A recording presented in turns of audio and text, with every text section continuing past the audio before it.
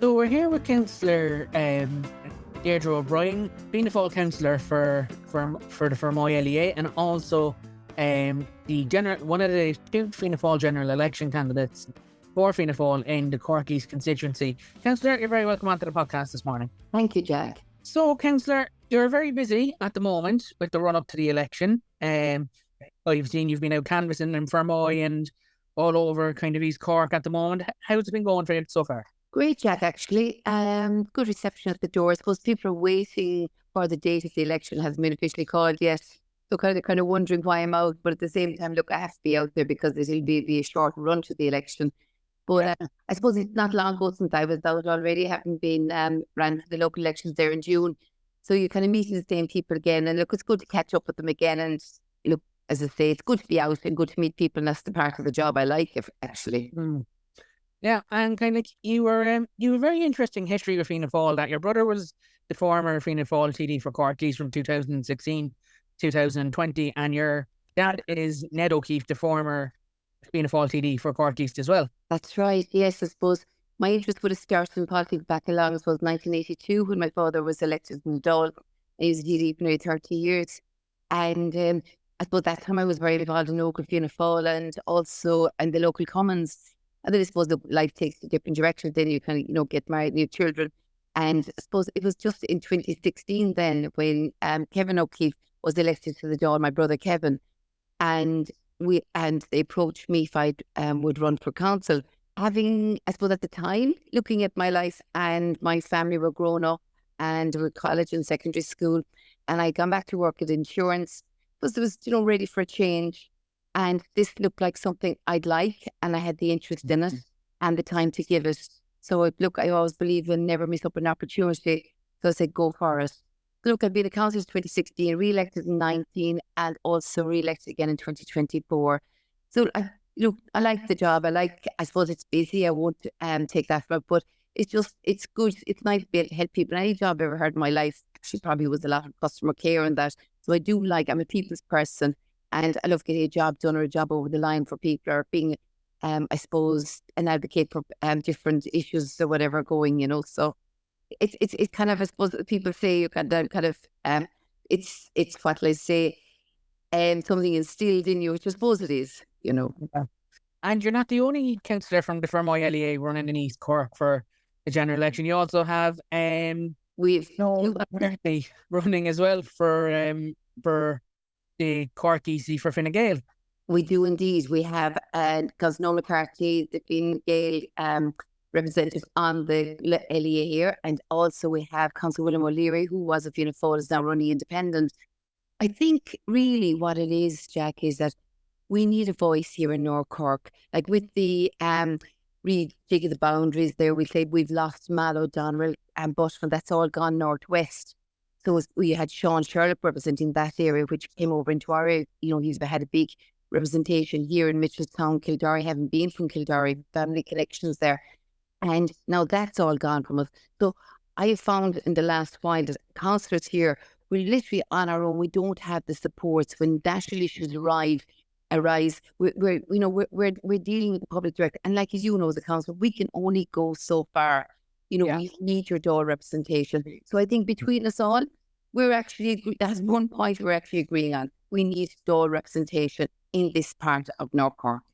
And I think, like what a lot of people don't realise about the boundary redraw is it's not actually been the success that government were hoping for. That it's kind of actually caused a lot more issues for them than what was actually originally envisaged, because we've now gone from, say, 39 constituencies up to 43 for this election. That's going to be called any day now, as we're saying. And we've also seen that a lot of seats that were hoping to be kind of brought down to Cork have kind of remained a bit out of reach. Yeah, I suppose, I see. We're not too bad here, I think, now. Like it's all Cork and it's all, we'll say, look, I'd hope that we'll certainly elect up here, get us one, certainly, two would be a great bonus. And I suppose we're nice and compact. Like I've no issue. Like I'll be up to Carrigtwohill in 35 minutes. I'll be down to Cove in 45 minutes. So and like say I have to go the other side, the other length of the constituency, all will be the furthest point away again. And as I say, down there again, the 40 minutes. So I have that, it'll be different. I think down in West Cork, I see there, like the length of the constituency, they have and they've only 3 candidates, but it's a huge area, whereas we're lucky enough, it's compact here, but still it's not city compact. It's a nice, I think it's nicely, legitimately laid out.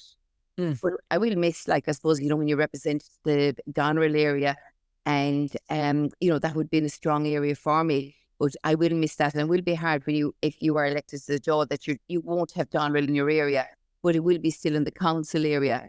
I always think it's nice that your council and your national area are all together. They're same. I think Mallow would have been one of our areas over the years, and Mallow's gone into North Central. I don't know. I when I heard that first, I kind of said, "Oh my God!" I don't think it's a good thing for Mallow. I think they could lose out inside in the city area there. It could get lost. I'd hope now that they will elect someone from the Mallow area to keep Mallow alive and vibrant. Definitely.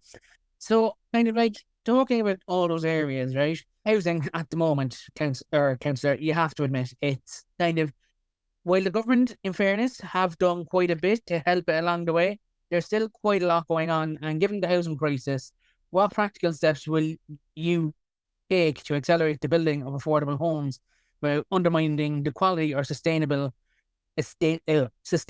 of the housing that's being built at the moment? Yeah, Jack, I suppose, housing is an issue here. And look, I was involved in the boom and back in the 2007, 8, those years. And you could see we built houses, and sometimes you might question the quality in them, and then we just put them anywhere. There was villages that houses, and my God, there was no infrastructure, no services in the villages. But so we have to be very careful there as well. But I think the main thing is, the delay can be putting in place infrastructure and for future, we'll say, our roads and our services in the town. Also, your water and wastewater is the thorn on our side, especially here now. I'm speaking for my own area here in Mitchellstown.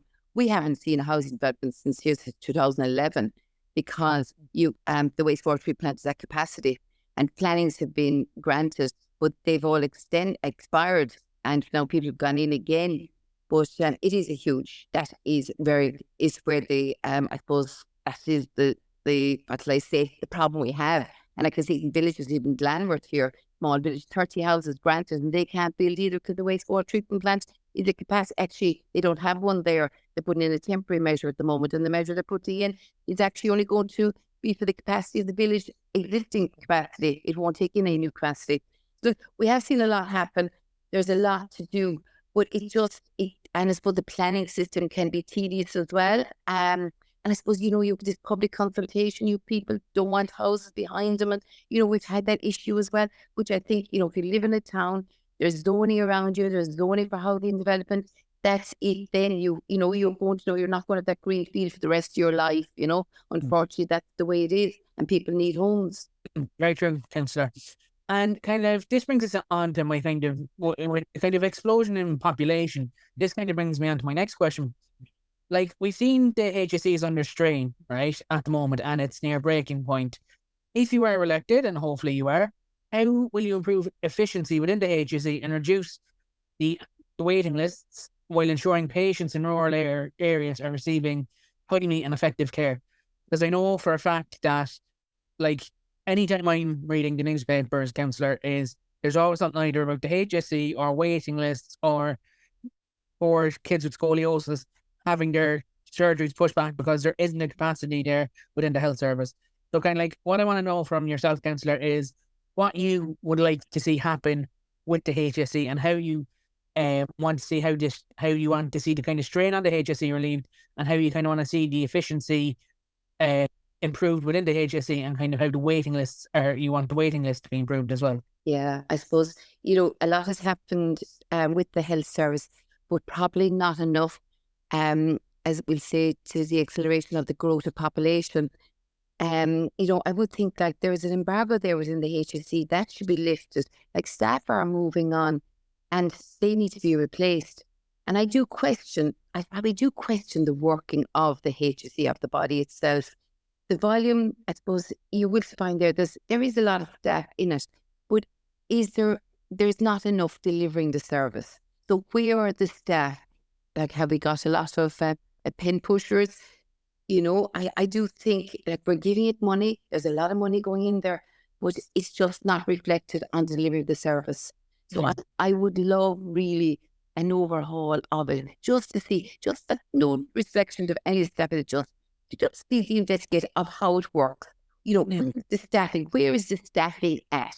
Because I suppose, we look at health, we talk about delivery of service, we talk about somebody looking after somebody as opposed to someone sitting at a desk writing reports, like, you have to do accountability and, that there is definitely paperwork to be done. But at the same time, have we bogged ourselves down in that? There's people that are dedicated to the cause and that are, that their life would be looking after people, but are they getting that chance to do that? Maybe they're on later with paperwork. And that's something that we need to be looking at. I think as well, Councillor, as well, that kind of we need to kind of talk a small bit about is kind of like the HSE, right? Like while we are kind of having a tiny bit of discussion about it there, about how under strain we are. I think a lot of people don't realise as well is if you are big sick, that the HSE is probably one of the best healthcare systems in the world.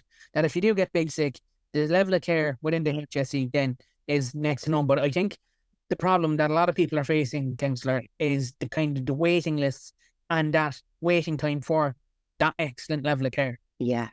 Is it our shortage, our bed shortage, our consultants?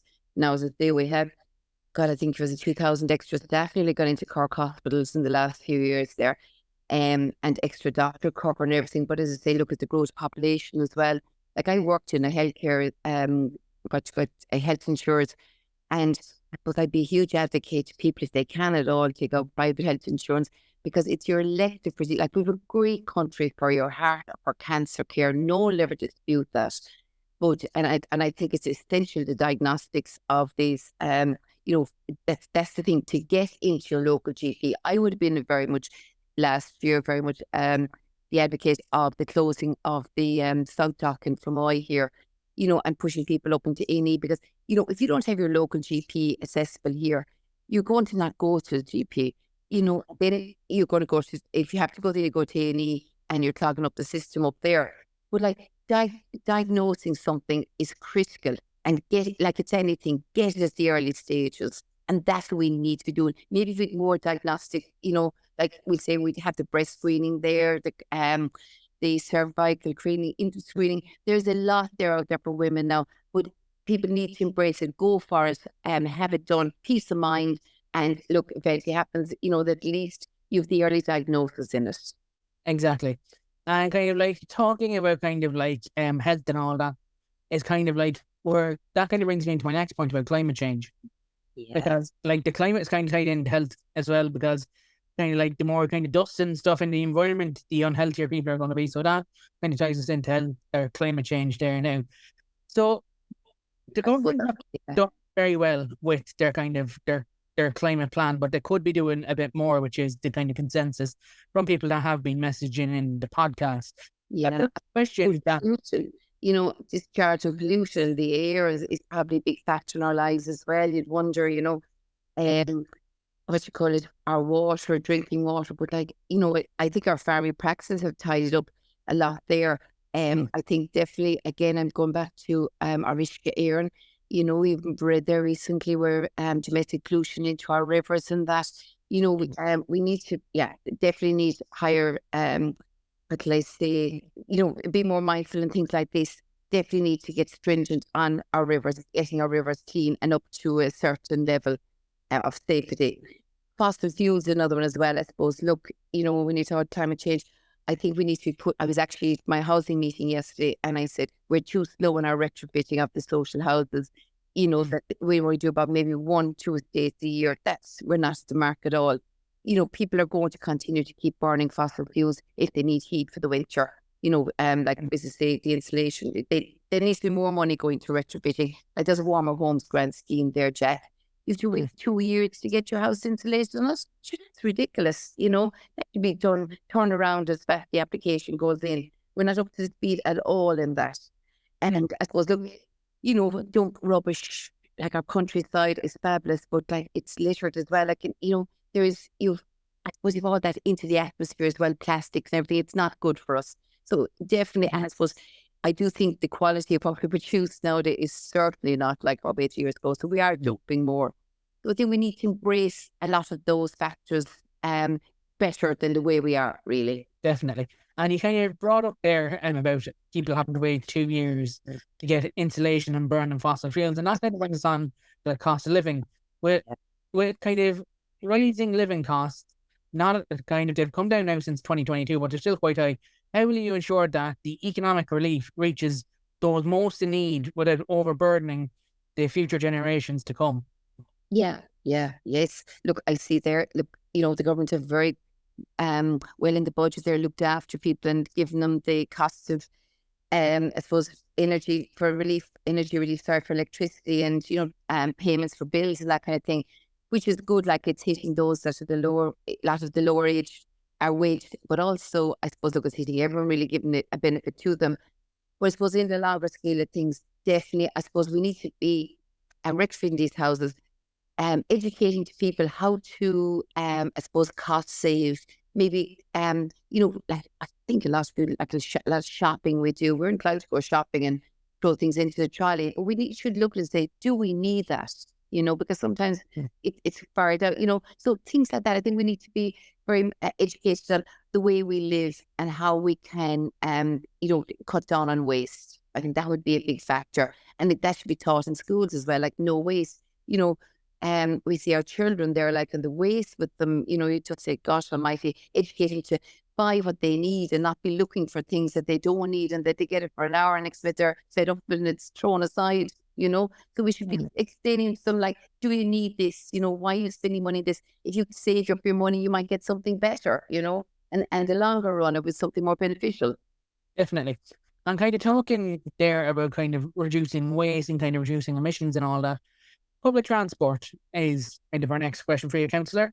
How will you ensure public transport becomes more accessible and reliable, especially for rural areas and those that left behind? Because I know you said you kind of come from a more rural area in North Cork, kind of up there in Fermoy, Kildahary, and it's like a very kind of rural area in North Cork. Because I know, like, Fermoy itself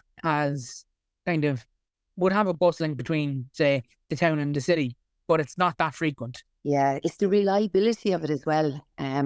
What we find is that, they have increased the frequency there, but at the same time, it's not reliable and then it comes and it's full.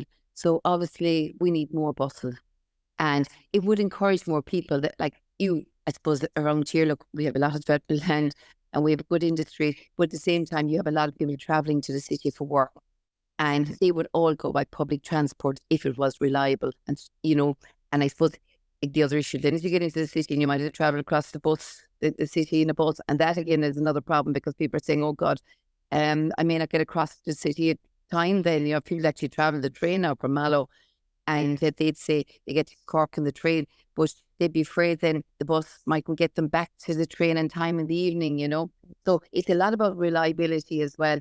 Now, I have to say, we could do a lot more, but there has been a lot introduced around here. The local link is fabulous. I suppose, what can I say, mode of transport for a lot of the elderly or people that want to go to appointments. Now, I was involved now here in the one in Bus Connects, bring it from Mitchelstown to Mallow. And it's brilliant because it brings people to the train station. It brings them to the hospital. It brings them to the college in Mallow as well. It's a great college there, so look, and I suppose we actually did the realignment in the N73 road, which makes it much more safer. And there's another part now as well in the Annakish realignment.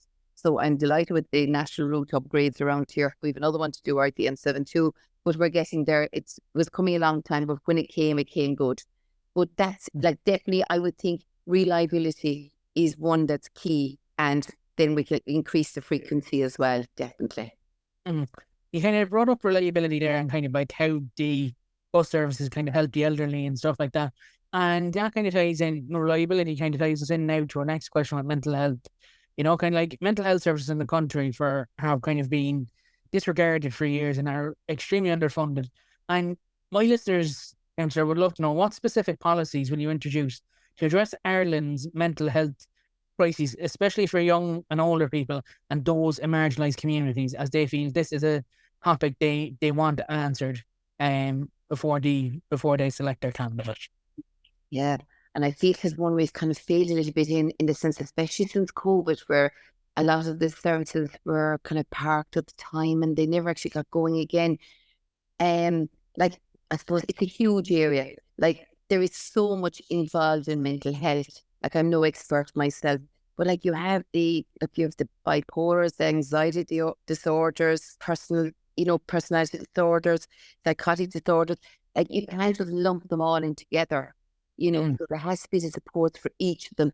So I think, and more support into the local community. Now, there is some good, and there's funding given for a lot of these, but at the same time, I think we need a more structured, a more definite, a more full time, and I think people working this need the support as well, because certainly it's not, it certainly wouldn't be something for everyone, to work on this. I have to say that it's a vocation, and well done to them, would like in saying that it's an illness for people that they just can't help.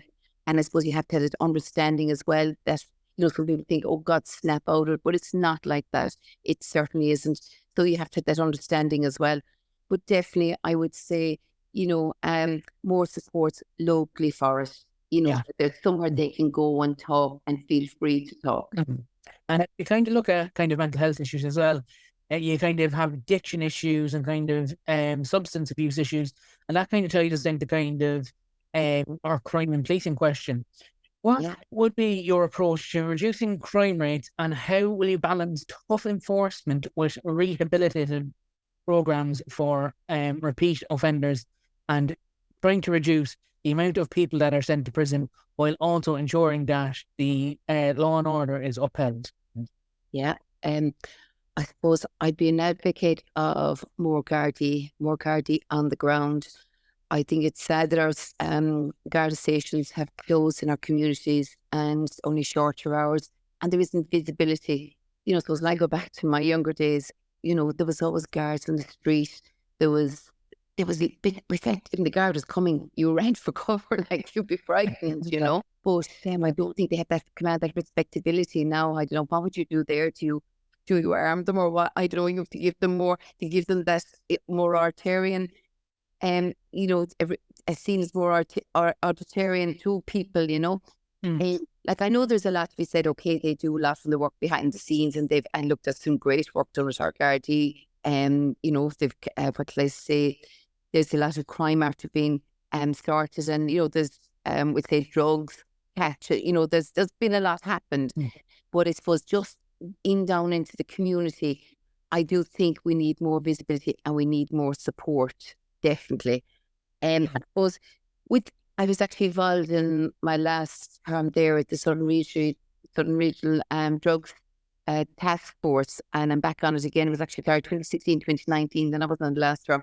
But I found they did great work, and they come into the community and they can set up areas there with counselling and that, which is good, as I say, it was good to know. And if I knew someone, I could refer them to it, and that's kind of something that's kind of fallen off a little bit since COVID, getting it back again.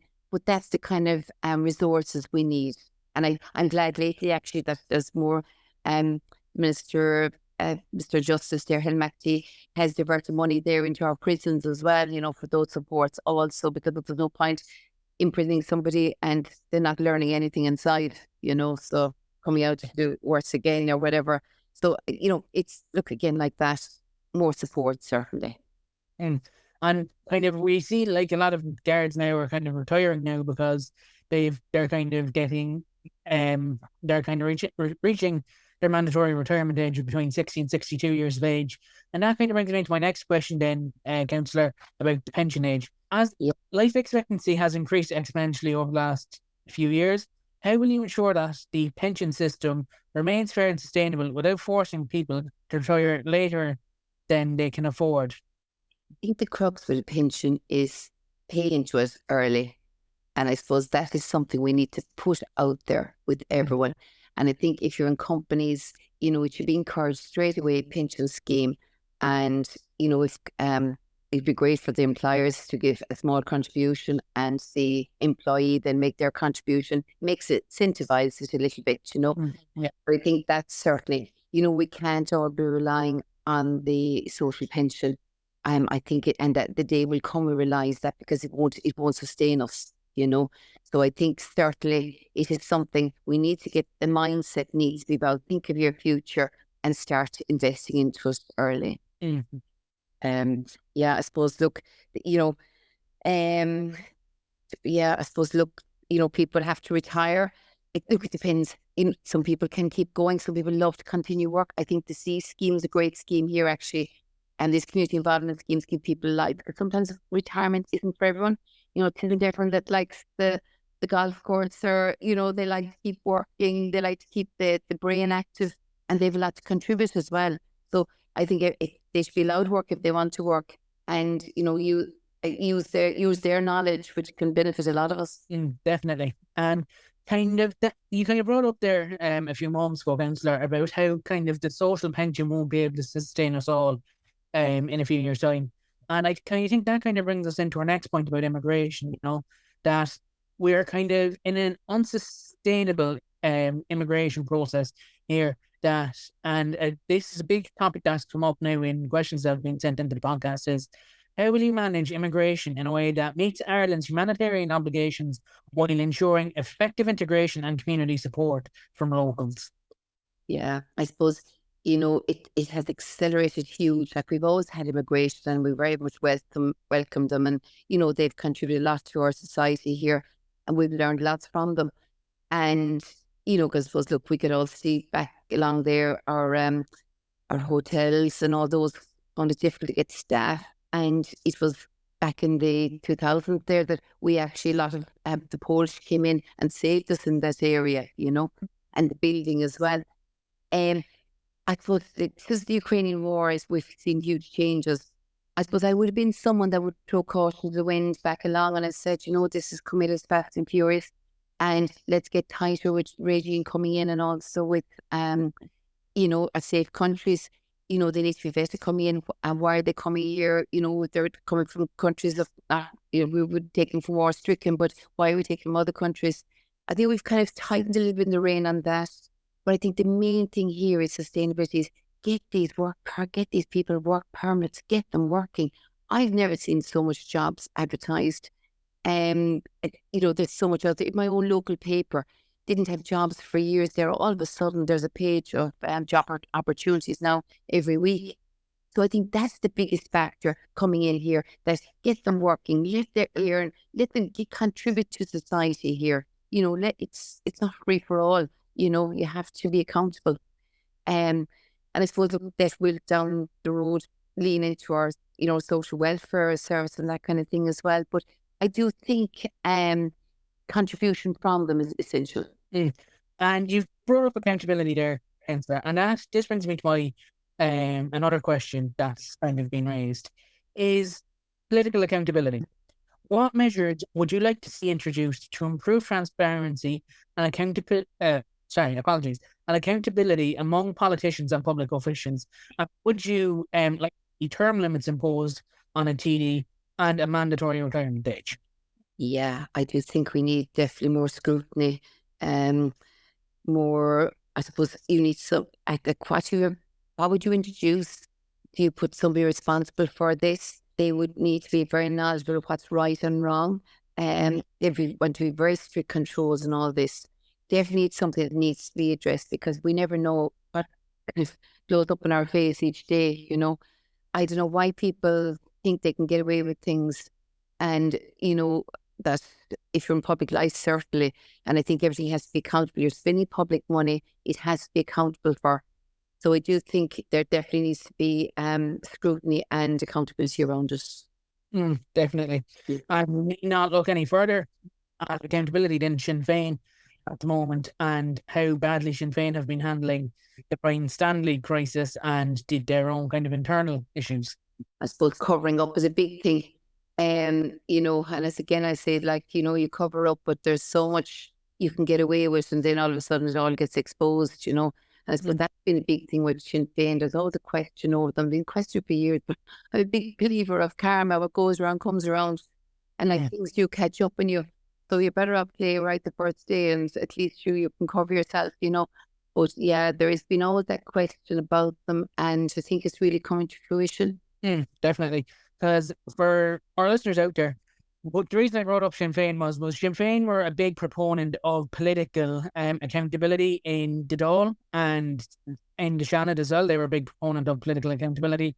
And now that they've had 3 big crises over the last 6 weeks, I think that's the reason it needs to be addressed as well, is that they've been singing from the hymn sheet about political accountability, and then when it comes to them, they've thrown it to the wind, which I don't think is very fair on any voter, be it kind of left-leaning voters or right-leaning voters. They've kind of really, how would I put it, Councillor, they've really kind of they've really dirtied the bed for their potential voter base because of that stunt. Yeah. They should be more careful on how they were calling out everyone else, because they knew themselves behind like how they operated. So, it was going to catch up on them, definitely. I think, it was probably a good thing we didn't lower ourselves to that level as a political party, and we let them at it. But I suppose we all said we wait the day, and that day obviously has come. And yeah, I'd hope that the people would look and realistically listen and, realise that, there was a lot of wool pulled over the eyes. That's what we did. Definitely. Yeah. And brings us to education now, Councillor. Right, because kind of like we need to ensure that kind of proper education is in place for kind of people. How will you address the growing inequality in access to education, particularly between urban and rural schools, while maintaining high standards? And also in regards to third level, would you be in favour of abolishing kind of the kind of capitation fees that the kind of student contribution fees or capitation fees that students have to pay? Okay, I think rural schools have come on a lot. I think each school is assessed on its own merit, and I think when it goes in for applications, that is the case. And a lot of rural schools have great supports with we'll say autistic rooms for special needs and that. I would definitely, but I would think actually maybe the rural school falls down as maybe the capitation, I suppose summer works. I have some schools here now with emergency works that their roof leaking, and the facilities might not be kept up to spec, but I couldn't question the education there. I think across the board, anyone would want to go to any of our rural schools here for education.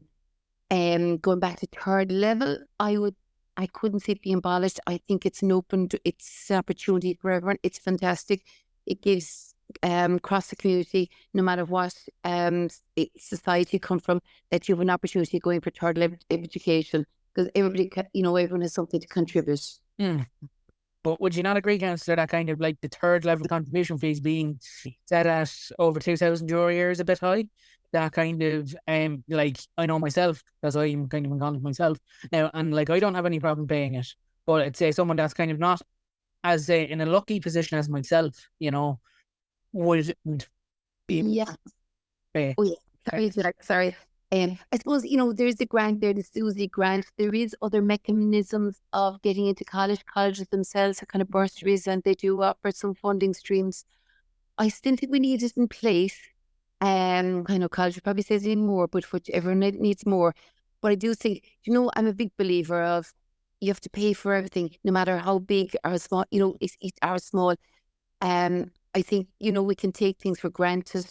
It just makes it more formalize it. I think you could have people jumping in college, out of college. I think you just have to have it. But I suppose I wouldn't be talking of increasing it at the moment. I think at the moment people are struggling enough. Now that I know the cost fees are going up and everything for colleges and that, but I still think we need to have it. But like I wouldn't be kind of raising it too much at the moment. Now, this kind of like in terms of struggling, right? This kind of brings me on to my final question, which is the agricultural sector. We've kind of seen the agricultural sector in Ireland over the last 4 to 5 years has taken an absolute hammering, and some farmers are even kind of struggling to make ends meet. And kind of like what I've been asked here by a few farmers who've messaged the podcast is, what steps will you take to support Irish farmers in maintaining competitiveness while also meeting the environmental targets that are being set by the European Union? Yeah, farming has seen changes over the years. Like, I'm from a farming background myself. I was raised on a farm. My mother would have been a big, let's say, lover of farming herself, and she'd be one of these people that loved farming. I suppose sometimes you'd say there are farmers that love to know their farmers, but there are farmers that really love and are passionate for it. And I think people like my mother, that they're nearly been driven off the land, and because it's the long hours and it's the hard work, and it's got so technical. But I think they need supports in that side of things. And a lot of farmers, like even broadband, they mightn't have in areas. That's a huge thing around here now, that you pockets without what should I say, connectivity, but also to get the young people on the land as well. Young people have seen over the years, like, gosh, are they willing to do this? And it's amazing. Then there's so many young people that are not farmers' sons and daughters, but they'd love to farm themselves. And the opportunity should be there for them as well. It's like, even when I go actually planning applications, they were like, the planner would say, but they don't have land here, they're farming. Yeah, but I said, that's not the point. You can rent all the land around your house, but you still have to be, your farmers need to be beside it. So you can't just say like the sons and daughters, or the sons and daughters might be necessarily the farmers of the bank of land. It has gone, like, certainly I think farmers, they're straight away the fingers points at them when our waterways are, you can see there now, Ishgare and back in Newmarket there, like there was a let's say, pollution into the river there, and it was Ishgare, and like, but it's always the farmer that the fingers pointed at. And they struggle there with derogation of, like, the rules around that are so stringent, and accountability is huge, and they have to maintain it while it is. It just won't make farming viable anymore. But I think they need supports themselves. Like, I actually was at a meeting there, Jack, last week, and it was with regard to the TB, and like, there was like the mental health, the feeling that, and they were on the ground, a lot of them. They've been locked down a number of times. But we see them gone the other direction. I was sitting at the meeting, and I was like, God Almighty, I think we're, which four-legged animal here are we supporting? Could seem very much supporting the deer and the badger. But like, what about our sustainability? What about our cattle? Our countryside is running rampant with badgers and deer, and they're not any asset to anyone. And we can see the deer doing damage to people in the road, to cars and roads, and and they spread a disease, and the badger with it. So, and their vaccination, they're talking about vaccinating, but there's no way they'll get vaccinated to the level that they're spreading. So it's very disheartening for farmers that they're not getting that level of support.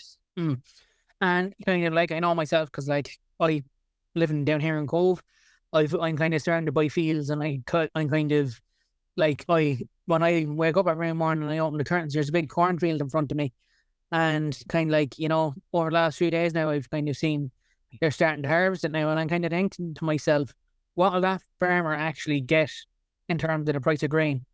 Yeah, this is it. And the return for a farmer is lessening and lessening because the costs are going up. And, I suppose bringing to another thing there is the solar farms. And you see there a lot of farmers give you their farms for solar energy, for solar panels. But like, the return they can get in that's fourfold nearly what they would get from renting it out to another farmer, or even the return himself.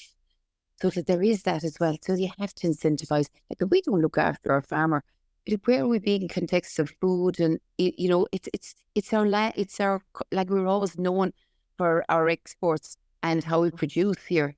So like, if we lose all of that, what do we stand for then? Like, that is our green fields, and our our dairying and our cattle industry was always the stronghold, keeping our communities vibrant, alive, and everything. And sure, that's how Ireland got its nickname, the Emerald Isle, is the amount of fields we have on the country and the green of them, So I think, and like, we do need to be doing a bit more. Definitely. I see it again, going back to planning there. Our planners can say, oh, it is high valid landscape, and we're looking after the landscape. But then all of a sudden, we can turn around and throw in a whole field of solar panels. And look, I accept we do need solar energy, but like we have to. I'm sure there's more places you can put it. That like there's what I say, that rather than taking out high quality land. Definitely. Now, Councillor, this kind of brings me on to our kind of, not kind of more electoral related questions, but more kind of personal related questions towards yourself. Yeah. If you were in the election, a question we ask, or any councillors or TDs we've had on in the past, we always ask them this question: where do you see yourself in 5 years' time? Oh, in 5 years' time, I suppose if I got through the next month now, I could tell you a lot. And I suppose I'd hope I'd still be in politics. I like politics. I feel, I feel I have a lot done, but I feel I have a lot more to give it. I think life experiences is a great thing to have in going into politics. And I suppose, look, I'd have been, as I say, I lived in the country most of my life. I gave a stint in the city.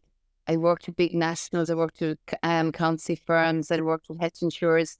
I also ran my own business locally. When I got married, I opened up a children's wear shop, and I'm from a farming background, so I feel I have a lot of that to contribute. And now in politics, I find it's that all those stand to me, because I understand the day-to-day person and the business person, and I listen to their issues, and I can like align myself with those issues, and I know what to bring to the table, and like even social welfare.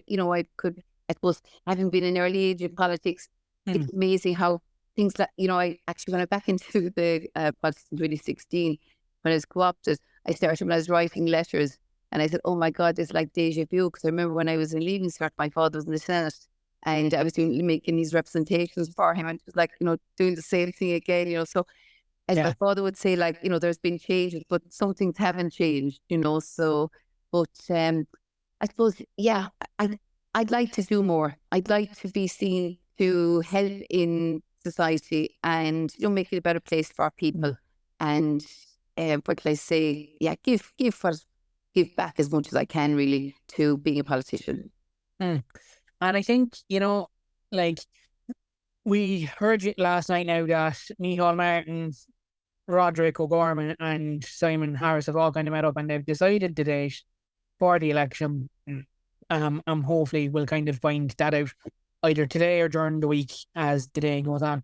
But do you have any kind of inkling when it will be? Kind of, some people are saying it'll be the 15th of November, some are saying the 22nd, others are saying the 29th, and some are even saying the 6th of December. If you were to put a date on it, Councillor, when do you reckon they'll call it for? 29th, yeah. I would say the 15th back along, but no, as it went on, I said, no, probably go to 29th. And I think 29th seems to be ticking the box for everything, Yeah. There's a lot kind of, and I don't think it should go into, I don't think it should go into December myself. I think people get into Christmas mode in December, a lot going on, plannings, they lose interest. There's a bit of a momentum at the moment. I think it's a good time to go. The last election when Kevin ran in 2020 was February. It wasn't a good election. It was kind of, people were, it was after Christmas, and like I say, I felt that, that they had this, I suppose, the thing of the Christmas expense, paying back and trying to maybe plan a holiday looking towards that. But, things were always a bit, February, the weather wasn't good. It was dark, it was dreary. I feel that I think there's an up at the moment. I think there's a good, like, we have a great country, Jack, and I think, like, okay, we have no one's perfect. But I do think, when you look around the world and you see what's going on everywhere, and a lot of our children have immigrated and continue to immigrate, but they want to see the world. And like, they don't have it easy when they go out there either. Like, the cost of living in other countries has soared. Accommodation is crazy, food, everything, but they want to see the world. I suppose our biggest, I always think here, weather is our problem, the rain. If we just got, like, we get a hot summer here, sure, everybody forgets about their worries and their woes, and they just get on it and enjoy it, So that is a big factor, and it is at the moment, like, when games, like the GA is great. Look at all the games we cancelled at the weekend, they're a great lift for people as well. So you get a bit downtrodden, and when we hear weather alerts, we're like, oh no, what now? What can't we do? And people, it's good for people to get out, it's good for headspace. So that's another issue when you can't get out in the weather, But I do think, I think generally, I think we're heading into a good time. And I think it's now the time to go. Definitely, Councillor. Folks, this has been our interview with Councillor Deirdre O'Brien, Fianna Fáil candidate for the Cork East constituency. Deirdre is a local councillor for the Fermoy LEA in Cork. Councillor, we wish you the very, very best of luck with the election, and hopefully we'll have you back on. If you're successful, even if you're not successful, we'll still have you back on to kind of get a catch up with you and see how you felt it went. How do you feel about that? Very good, Jack. It's been my pleasure this morning. Thanks very much for the opportunity. It's been a pleasure having you on, Councillor. So, folks, we'll see you on the next episode. And until then, folks, this is Jack from Jack Doe Politics signing off. Have a good one and have a good day.